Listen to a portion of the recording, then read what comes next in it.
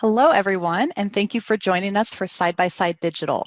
I'm your host, Rebecca Shively, and we've got a great program lined up today. This month, we're talking about transition planning, and we're lucky to be joined by Brandon Dirkschneider. Brandon's going to walk us through the steps we can take to start some of those conversations to ensure that we leave a lasting legacy for the future. Brandon works with Nationwide's Land is Your Legacy program, so he'll share some of those resources with us as well today. Brandon, thanks for being here and welcome. Hey, thank you, Rebecca. I appreciate it. I want to talk a little bit with you guys today, share about Nationwide's Land is Your Legacy program and my experience in farm succession and transition planning. I myself grew up in Northeast Nebraska, grew up with both sides of my grandparents in the farming operation, but neither one of them was a statistic of the 80s, lost the farm ground in the 80s because of the farm environment. And my paternal grandfather died of pancreatic cancer when he was 60, and he had no succession plan. And the only thing I ever wanted to do growing up was be farming with my grandfather. I was there every day, every weekend. And when he passed away in 1990, the first thing the banks wanted to be paid off. And I sat there on the farm auction at about 12 years old and watched my dream disappear. So I'm very passionate about farm succession planning and transition planning.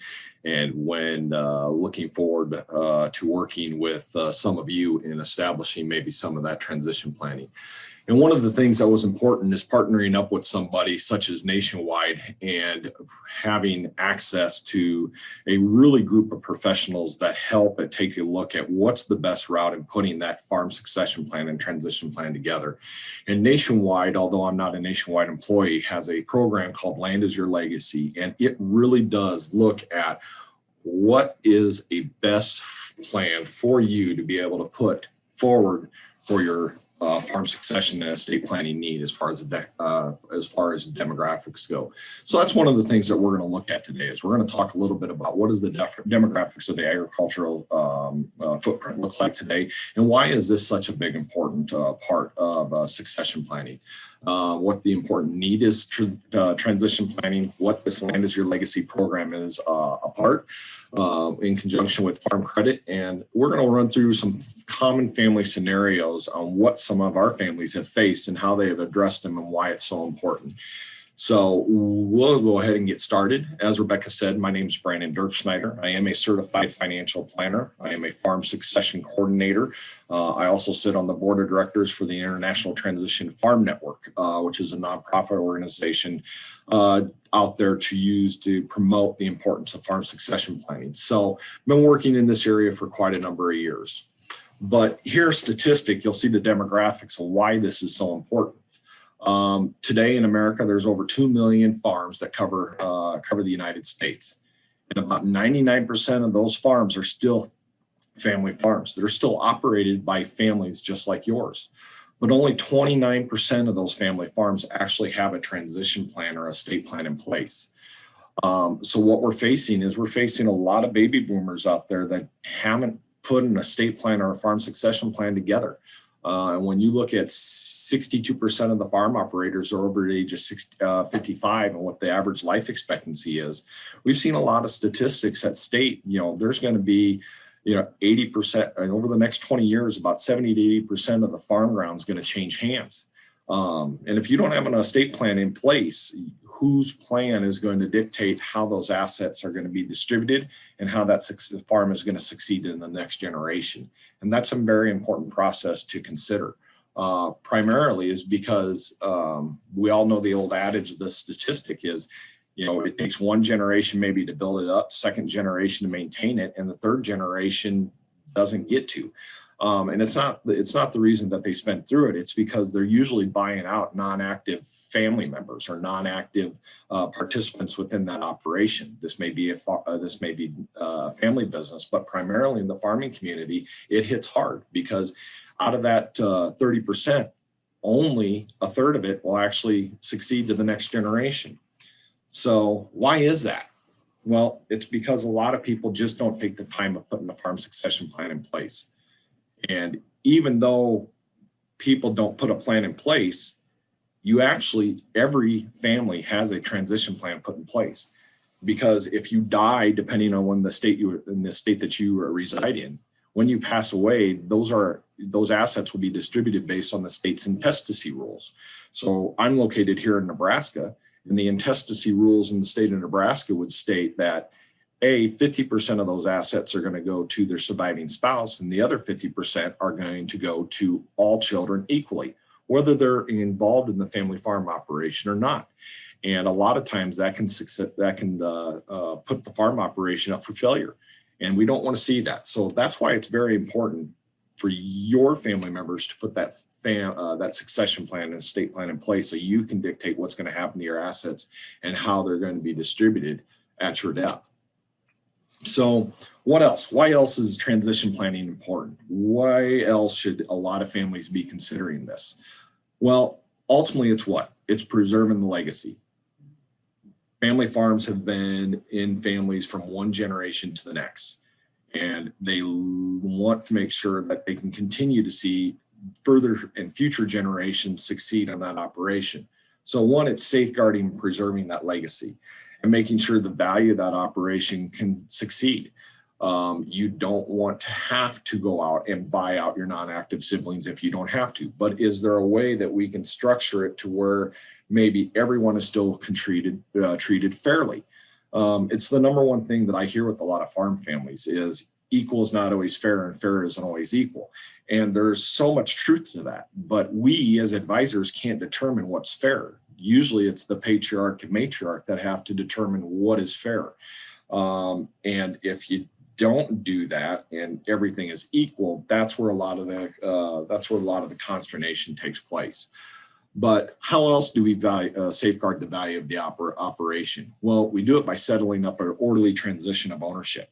And a lot of that is done with legal agreements. It may be operating agreements between an LLC.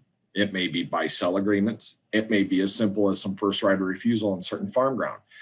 But the other aspect is if you do have non-active participants that are inheriting certain assets, well, what do we look like? What else do we look at? Should we look at crop share agreements? Should we look at cash rental agreements?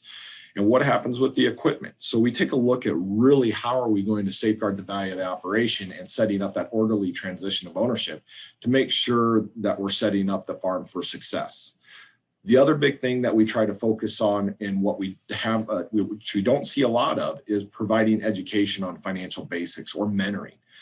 We have a lot of farm families where they've done the same thing over and over for so many years, but the failure is they're not mentoring the next generation on the why. Why did I make those choices? I've heard one too many times where mom and dad, the patriarch and matriarch, ended up passing away prematurely.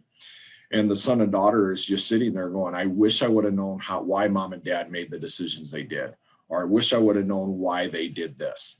And being able to mentor that next generation is just another important step on making sure that we're able to set up that orderly and that future success of the operation.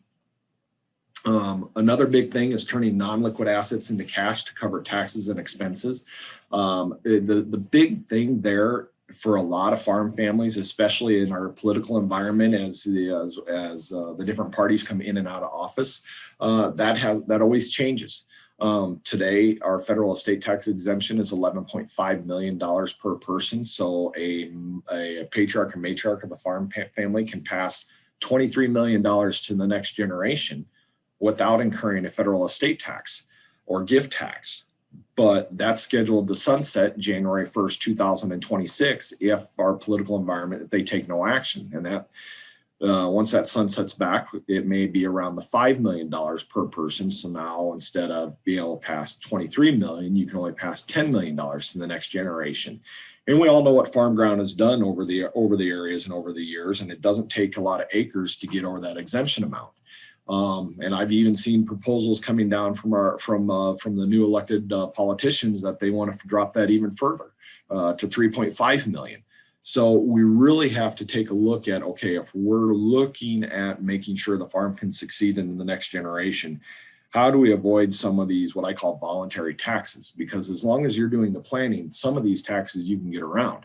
But if you don't do the planning, not only are you going to be paying the tax and maybe having to buy out non-active siblings, which is just causing you to lose those assets that are so important to the operation. And the other important one is identifying and managing risk. And those risks may be something as simple as just making sure that we can eliminate debt if a premature death takes place. But a big one that a lot of our small to medium size operations are looking at is future healthcare related expenses. And what do we do if mom and dad go into the nursing home? Because each state has their own different set of Medicaid rules, but a lot of the Medicaid rules will force you to liquidate all assets to pay for a family member's care. So how do we identify and manage those risks to make sure we're not having to liquidate assets and lose that income producing asset for the family farm operation, family farm or ranch operation? So what does success look like? Well, that's the number one key. When you're looking at a succession planning, you guys have to establish what is your goals and objectives and what does success look like for your family? What's important? Who's involved? Who's not involved? What's the difference between fair and equal? And what's that look like? But really, when we're sitting down and when you're sitting down with your land as your legacy advisor, you're going to be sitting down and trying to figure out, okay, what is success? What would success look like for us? What is that for the patriarch, matriarch of the farm family? Is that the active or non-active next generation? What does success look like? And then it's going in forth and putting together, okay, a business plan. What does that business plan mean? Well, that may be minimizing Uncle Sam, trying to avoid any unnecessary taxes to keep cash flow in the operation. And what does that look like? Maybe that's creating different types of entities so you can get a different business structure when you're having, whether it's an LLC or an S Corp within the operation, or you're trying to maximize your federal subsidy payments. What does that business plan look like, and what do we need to do from that standpoint? Number 3 is that risk management. What are we going to take a look at if one of the active farm family members does have to go on a nursing home? Or what if one of them does die prematurely? I've seen a lot of family farm members who've gone out and they've purchased 80, 120, 180 acres. And, 2 years later, they've passed away. And they didn't have the death benefit there to offset the debt. And what does the banker want? So a lot of times the banker wants to get paid or make sure that the collateral is high enough there to make sure that that ground can be retained by the operation. So we look through those risk mitigation aspects and making sure that we're not letting the family to step into any pitfall that would cause the plan to not succeed. Number 4, financial independence. This gets to be a really big, important topic, especially when we're looking at the patriarch and matriarch, because as the next generation's coming back, or another generation or another sibling's coming back to the operation, can the operation financially afford to support all family members? And what does the patriarch and matriarch need from a cash flow standpoint for their financial independence to allow the operation to succeed to that into the future? So we do a lot of cash flow analysis to do some retirement income projections to see, okay, what can the farm afford, and what does mom and dad need to generate their financial independence, but yet still making sure that the operation can meet all of its obligations as it's trying to move forward. And then the 5th step is estate planning. That estate planning process is, again, the written document that goes down and is distributing the assets to the family members. But another important part about that is also avoiding probate. You want to make sure that these assets can avoid the probate process, which is usually more expensive than putting an estate plan together, whether you're using trust, whether you're using other tools of the trade to get the farm or farm assets, equipment, other assets down to the next generation. It's basically just written instructions so you and your family members aren't sitting there fighting about who's getting what and how am I going to get those assets the most efficiently way down to the next generation. So if we look at the plan together, there's really 4 important steps in this. And we'll go through each one of these one by one. Number 1, it goes back to what are your goals and objectives? sitting down with the patriarch and matriarch of the farm family, the active and non-active members of the farm family, and going over, okay, what is necessary to make sure that we can put a plan together that's going to ensure the farm can go to the next generation in the most orderly fashion. And what do you guys deem as success? And then who's involved? Not only is your land as your legacy advisor, but we'll talk about other team members that should be involved in that process. But it's getting to know the farm operation, looking at your tax returns, your balance sheets, cash flow statements, and really what does the operation look like. Then step 2 is really putting together a plan. It's a plan development. It's working with our Land as Your Legacy nationwide team and their back office and their ag attorneys that they have on staff. It's working with your personal attorney and executing documents, your accountant who's doing the tax planning and tax reporting. But it's really designing a plan tailored to your specific goals and objectives, because this isn't a cookie cutter approach. There's not one plan that meets all, because every operation is so different from what we see. But it's really putting a team around you to help develop a plan that's going to help ensure that your objectives are being met. And then ultimately it's implementing the plan, having an attorney draft the documents, whether it's buy, sell, first right of refusal, the operating agreements, the cash rental agreements. It's asking the tax professionals, okay, if we needed to create an LLC, are we going to have voting shares or non-voting shares, and who's going to be listed as owners, and filing that tax return on an annual basis.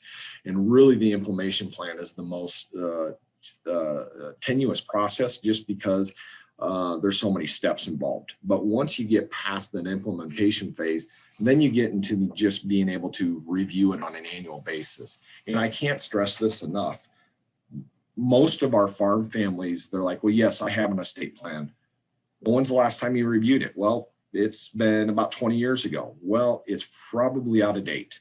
The most important thing that we sit down with a lot of our ag clients is we want to review this plan every 3 to 5 years, because we all know family dynamics change. Children, maybe new children coming into the operation.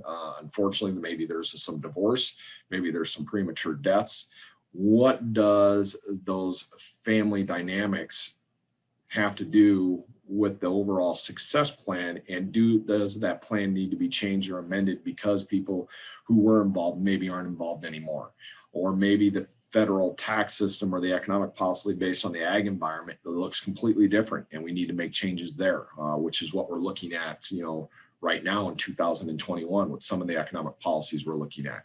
So it's really important to sit down and do annual reviews, at least as a family, but then maybe it's every couple of years sitting down with your land as your legacy advisor, the attorney, and the CPA, and making sure the plan still makes sense. And I can't stress that enough. That's really an important process, part of this process. So when I talked about really surrounding yourself with a team to make sure that these goals and objectives can be set forth, one of the things that we take a look at is, who's all sitting at your table. If we as your land as your legacy advisor is really what I call the quarterback of your team, I keep the thumb in the back of every other professional and make sure the documents are getting done. I'll give you a perfect example. Is we had an attorney at the table drawing up the operating agreements, drawing up the buy-sell agreements. And when we were done with the implementation of the plan, I just simply asked the attorney, I said, hey, can you give me the signed documents so we can keep them in our file when questions come up down the road? And he sent me an email back about a day later, and he just said, hey, Brandon, you know what? We never got those documents signed. Well, you can have the documents, but they're not in effect if they're not signed. So it's a good way to provide checks and balances for your family members when you have a team surround you. And this is what your team may look like. It may be, your farm credit lender, your farm credit property and casualty agents. You may be a real estate agent involved if you're selling or acquiring a property. And then, of course, your accountant, your attorney, investment advisor, whoever else is really important to your team. But that team is who's going to build out this farm succession plan and make sure that it's implemented and implemented correctly. So let's run through some common family scenarios that we see on a day-to-day basis. And one of the most common one is, well, we have all the kids back, or we have multiple kids back, and they all want to come back and farm. Working with the ranch family right now, they own about 30,000 acres. 3 brothers are farming together, and each brother has 3 kids. And last meeting, they told me, well, all of our kids want to come back to the farm operation. Well, my first question to them was, well, can the ranch financially afford to bring everybody back? Or does one of them need to go get a job off the ranch to bring in ancillary income or maybe benefits, which benefits is so important.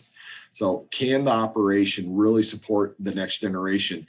And then more importantly, does everyone know their role?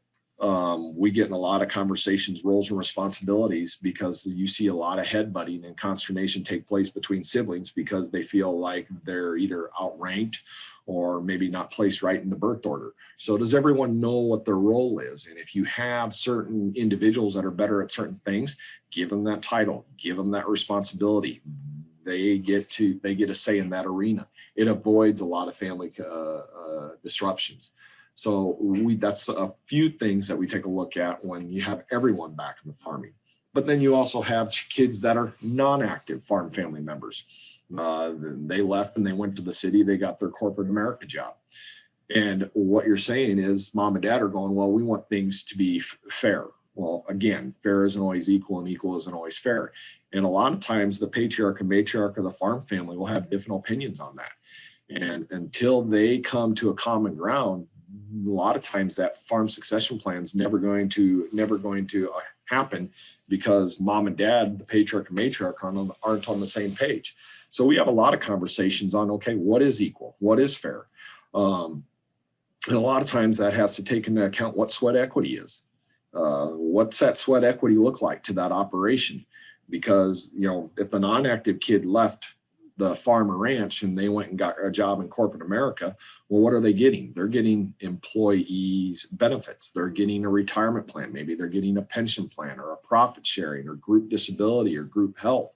And they're building up assets on their own side, where the active farm child or ranch child is sitting there building up the patriarch and matriarch's assets and hoping one day that they get to inherit it. So that's their future. So we have a lot of conversations on that and helping the patriarch and matriarch guides through some of those decisions. The other aspect is, active farming family member. Is there a brother or sister that you farm with today, and what are their plans? This comes into play where you have a sibling that maybe wanted to, but they just thought the operation couldn't afford to, so they left. So we talk about a lot of times, have you invited everyone back that wanted to be back? Do they know that the farm or ranch can succeed and is financially able to support everyone if they wanted to come back? And you'd be surprised the number of answers that we get. Like, no, we've never had that conversation. So that is something that we talk about as well. And then otherwise, is there a non-family member? And this is really becoming a bigger issue as more and more of our baby boomer clients retire. Is what we're looking at is maybe they don't have a family member back. Well, this is opportunity for our younger generation coming up and saying, okay, well, let's find out if we can figure out a young family member a young non-family member who's going to be a good steward of the ground, who's going to allow us to retain ownership of this ground so we have a cash flow, because we really don't want to sell it. We want to preserve our family legacy, but we really don't know who's going to take control and help us manage that operation. Well, that's part of this process as well. Let's go find that next young farmer or rancher and help them get established in certain programs, whether there's certain programs through farm credit or there's certain programs through the state. Nebraska has a next gen program that helps young and beginning farmers get established in some of this. And that's all important because you can actually go in and then create certain buy-sell agreements or first right of refusals with that non-family member if you prove yourself to be a good steward of the ground, and maybe they want to see that family farm or that family be able to stay back in the area instead of our rural communities becoming smaller and smaller and less operators in the area. So we concentrate on that as well. So what are some important things to consider? When you're going through this process, one of the biggest things, again, that we see is that older generations' resistance to retire or resistance to shift control. When you're looking at this, again, growing up in Northeast Nebraska, the old German community, it was nobody else's business. And you know what? I'll give up control when the day I die. You can worry about it when I'm dead. Well, we have to help that generation realize that that is not an efficient way to transfer, and you're going to end up being such a huge detriment to the operation that a lot of times it's not going to survive or succeed. So it's a lot of it is an education basis with our older generation.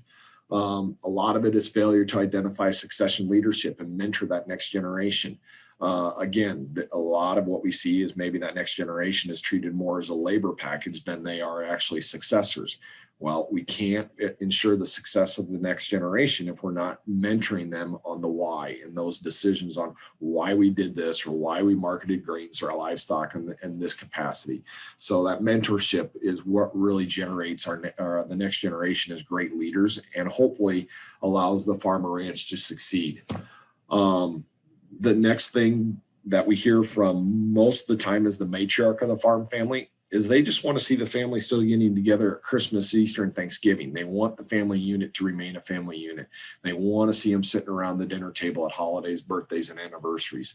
So they want to do everything they can to avoid, fractionalizing the family and making things, making sure things are as fair as they possibly can be. Again, may not be equal, but educating them on the why, because one of the things that you also see in this type of planning process is if mom and dad don't communicate the why, what's going to happen after mom and dad are dead? The kids are going to go, well, you put mom and dad up to this. You made them make this decision. They never would have made this decision if you weren't in their ear constantly. But if mom and dad actually communicate the why and how they made the decisions and why they made the decisions prior to their death, we see a lot less family consternation in the succession plan. The odds of that succession plan actually happening improve greatly. So we really talk about explaining the why to both non-active and active kids and spouses. A big one, lack of money to pay for succession planning and support. We see a lot of our farm families just don't really take a good look at that risk mitigation portion. Again, trying to figure out, okay, how are we going to cash flow if mom and dad go into the nursing home? Can we cash flow it, or do we need to look at maybe long-term care insurance to offset that expense so we don't have so much cash flow coming out of the operation? Or how do I buy out my non-active family members? Because if mom and dad pass away and they leave, the ground out equally because that's what they deem equal, well, can I structure a buy-sell agreement? How's the best way to buy out my siblings? And maybe that is with a second-to-die life insurance policy. It's a great resource and an efficient way to be able to either buy out non-active family members, or also the next point, take it to pay for estate tax, the federal estate tax or estate clearance costs. Here in Nebraska, we have an inheritance tax, but if you're a direct lineage, it's only 1%. So it's not a bad deal. But the federal estate tax could be huge, especially if you're taking a look at what some of the proposals are from the Biden administration. Is if he drops that federal estate tax exemption back down to 3.5 million and eliminates the step up in basis, our rural farm family members are going to have a pretty big tax bill. So how do we look at offsetting those financial effects on some of those estate clearing costs so we don't have to incur them, or if we are going to incur them, we minimize what the expense is to the operation. So those are some important factors that we see when we're doing these these farm succession planning issues, and some of them probably the more consistent topics as we're working with some of our farm families. So I had to do that in 30 minutes. I think we're right on the next 30 minutes. So Rebecca, do we have any questions? Yeah, it looks like we have a couple coming through, and I'd encourage the audience, if you have more, keep them coming. We'll get to as many of those as we can. So one question that came through is, in general, kind of on average, how long does it take to put together an initial plan if you're kind of brand new starting this out?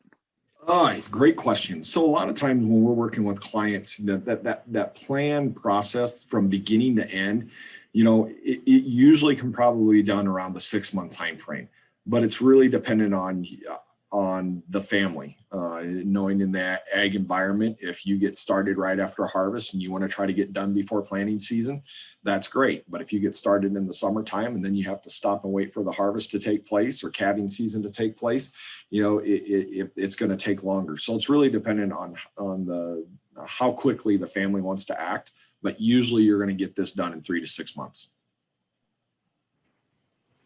Gotcha. Another question that we have, what are some of the biggest mistakes that you see families make?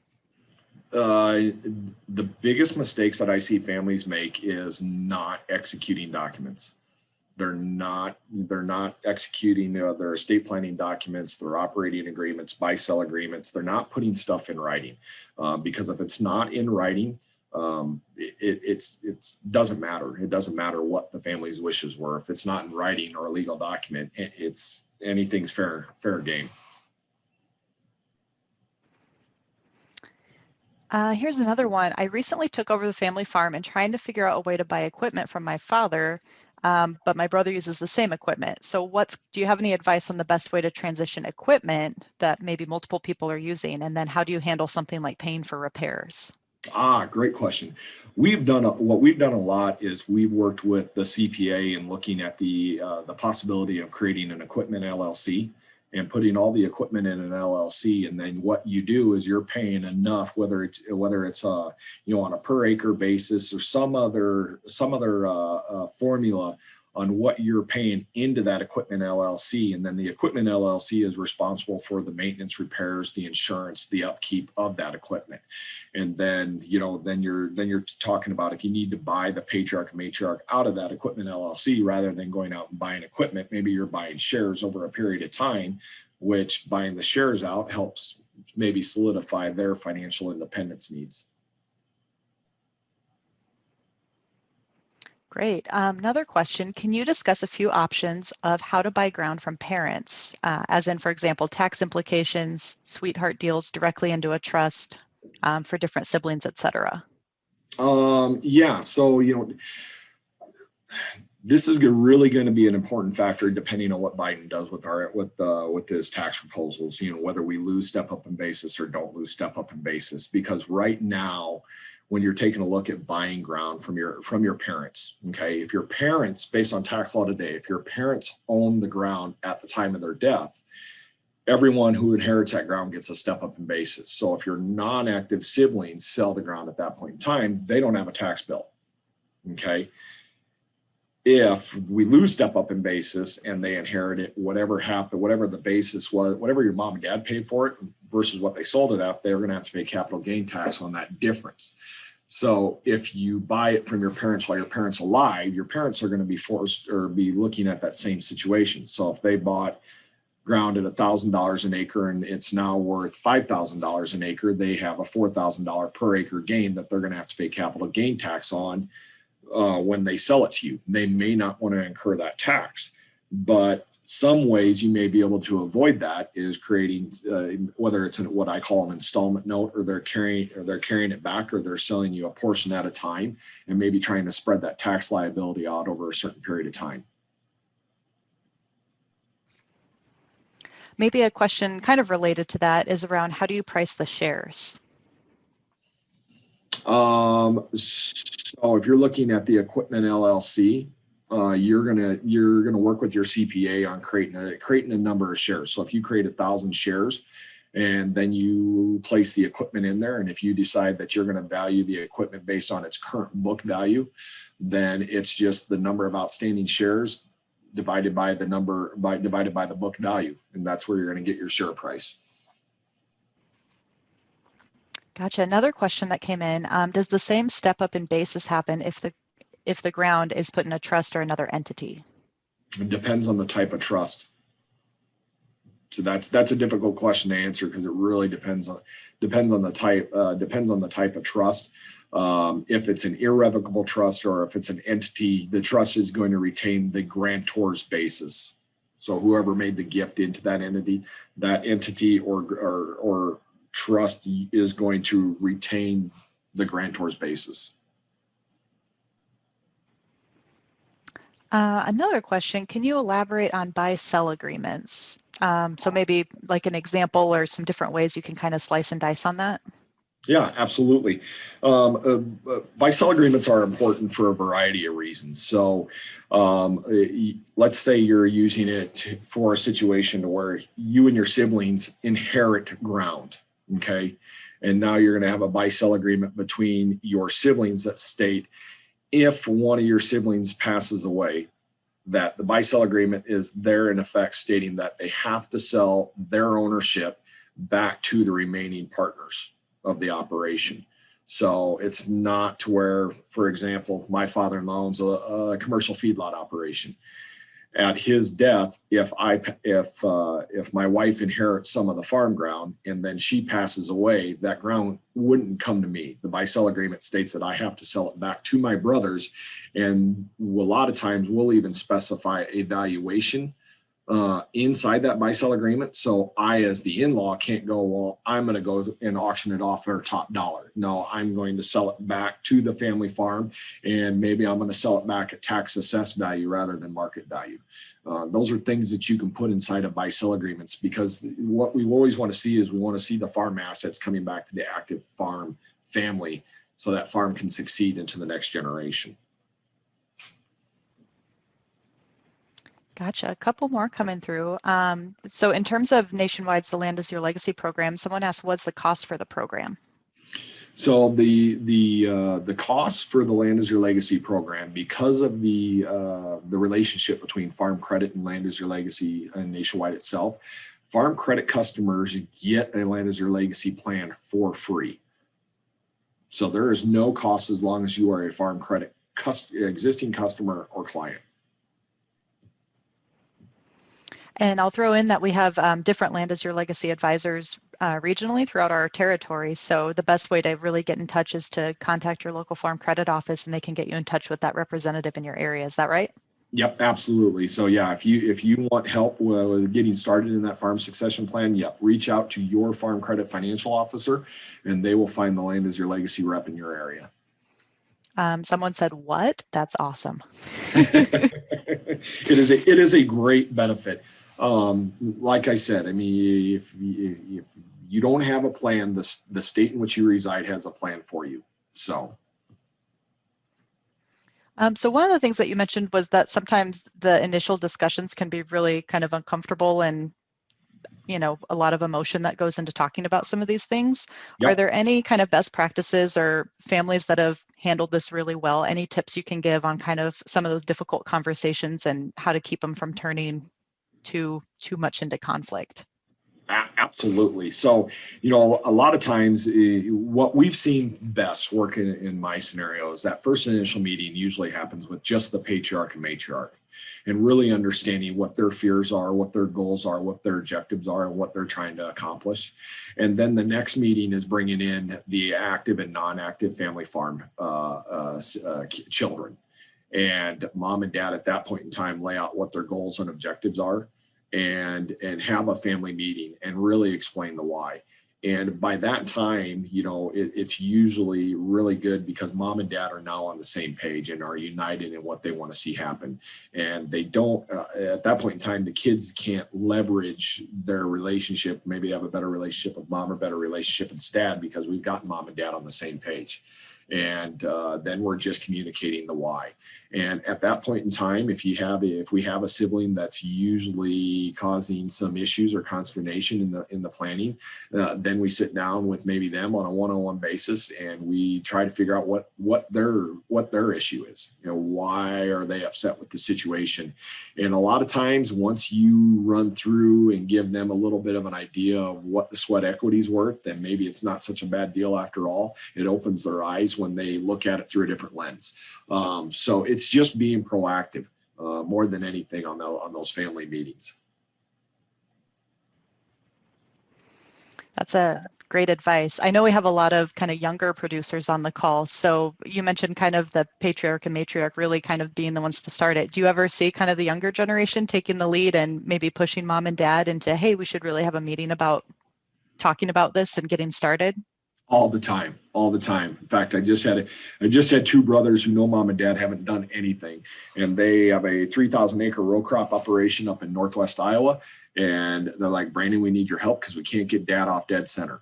I went up, and dad agreed to meet with me for 20 minutes and to just walk through the what ifs if he did nothing and what would really happen to his farm operation. And once you put pencil to paper and they see what it's going to cost them and how detrimental it's going to be to the family farm operation, you usually get a change of heart pretty quickly. But they just have to be willing to meet with someone. Their land is your legacy advisor in that area, and they just get 15, 20 minutes, buy them a cup of coffee, and really educate them.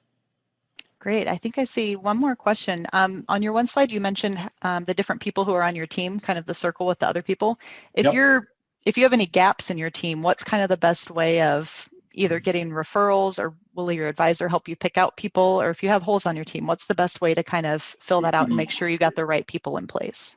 Ask your land is your legacy advisor. Ask your farm credit financial officer. They're all going to know, people in their area that should have a understanding of the agricultural market, an expert in their arena, and just being proactive.